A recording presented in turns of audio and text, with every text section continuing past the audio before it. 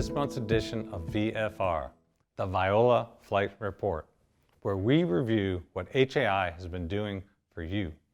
I'm Jim Viola, President and CEO of HAI. We are here today in Central Florida at the Sun and Fun Aerospace Expo, a week-long fly-in and air show at Lakeland Linder International Airport here in Lakeland, Florida. The event includes aircraft displays and flight demonstrations while raising money to provide young students with science, technology, and engineering and mathematics, or otherwise known as STEM.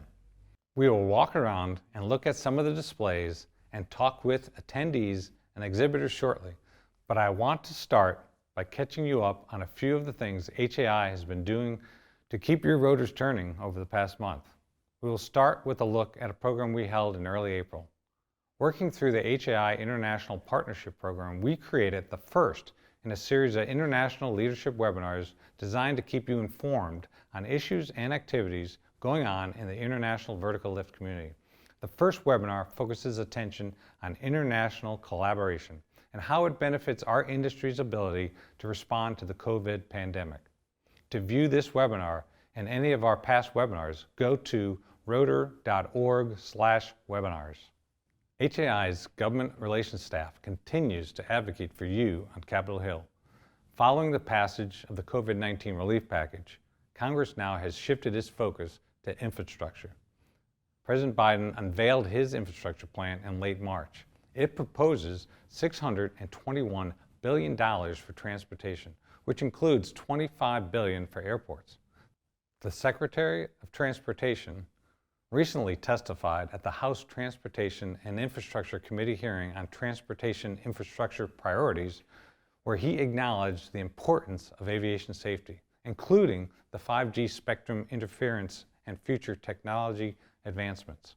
HAI will work to advance the vertical flight industry's priorities, which include preserving heliports and encouraging the development of advanced air mobility infrastructure. Be sure to make your voice heard by your representatives on Capitol Hill by signing up to receive HAI action alerts. Issues affecting the vertical flight industry may arise anytime. When you sign up for the HAI action alerts, we will let you know when to take action via direct public to Congress communication. So sign up today by following the link on your screen. Our virtual Manufacturer Technical Briefings Week was a tremendous success, and it would not have been possible without the support of our sponsors, Concepts NREC, Concorde Aircraft Batteries, and DART Aerospace. We had over 1,000 attendees registered for the 4-day event, and more than 300 attendees accumulated the time required for their inspection authorization renewals. Attendees also received FAA AMT and Wings credit. Go to rotor.org/events to see HAI's full list of upcoming events. Hey, did you see that the Mars helicopter now has made its first flight? How great is that? On behalf of our board and our staff, I want to offer our sincerest congratulations to the teams at NASA and JPL for accomplishing this unworldly feat. Those men and women have not only slipped the surly bounds of Earth, but they have also reached across the heavens and achieved an amazing milestone in engineering and in flight. I cannot wait to see how some of their technology will be used here on Earth. And finally, be sure to check out the latest edition of Rotor Magazine, which features a 360-degree approach to double IMC. Rotor Magazine is free with your HAI membership. Now let's go hear from some of the rotorcraft professionals here at Sun and Fun. Hello, I'm here at Sun and Fun with Jeff Johnson, and he's with JARS, and tell us a little bit about JARS. JARS originally stood for Jungle Aviation and Radio Service when it was started in 1948 as the technical support arm of a larger group called Wycliffe Bible Translators. Since then, computers and video and audio and media and a lot of different things have come along to where JARS is now an acronym that we keep for name recognition. But we basically do anything technical that Wycliffe Bible Translators needs. We're here as part of our aviation group, both fixed wing and rotary wing. Our rotary wing, we have overseas programs in Papua New Guinea and Cameroon, fixed wing there, as well as a number of other countries, Brazil, Indonesia, and Peru, Kenya, in partner with others. So we're here We use helicopters where we can't use airplanes. We take people who are commercial ratings at least and train them to be missionary pilots overseas, getting in and out of some places that are pretty remote to help satisfy and make Bible translation possible at a better level. So where do you do most of your training? Our training is at our training base is just south of Charlotte, North Carolina. It's at an airstrip called Jars Townsend. Waxhaw, North Carolina is the name of the town. The land was donated in 1961 by the Belk Company, which is a well-known department store headquartered in the Charlotte area, but all up and down the East Coast, especially in the Southeast U.S. So that made it possible to get the land, that we have an airstrip. We're on the sectional. You're welcome to fly in and visit us. November 52 is our identifier. It's a 3,300 by 40-foot airstrip, and we're nearby the towns of Lancaster and Monroe. And that training center is where we train everyone before they go overseas, both aviators as well as in all of these other disciplines that we use to support Bible translation. How has your company been affected by the pandemic? We seriously shut down.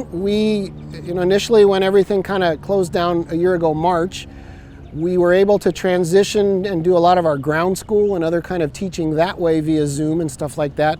But there came a time when it's like, we need to spin the rotors and we need to turn the wrenches. And so we basically sat down for our training until toward the end of May. North Carolina opened with some fairly serious protocol restrictions. But from last June on, we were able to kind of resume what we did, and we basically just had about a 7-week pause in the middle of our orientation is typically in spring. Right now, as we're down here at Sun and Fun, we've got our orientees. This year's crop are up in North Carolina, just a little beyond halfway through an orientation that starts about the 1st of March and finishes right toward the end of June.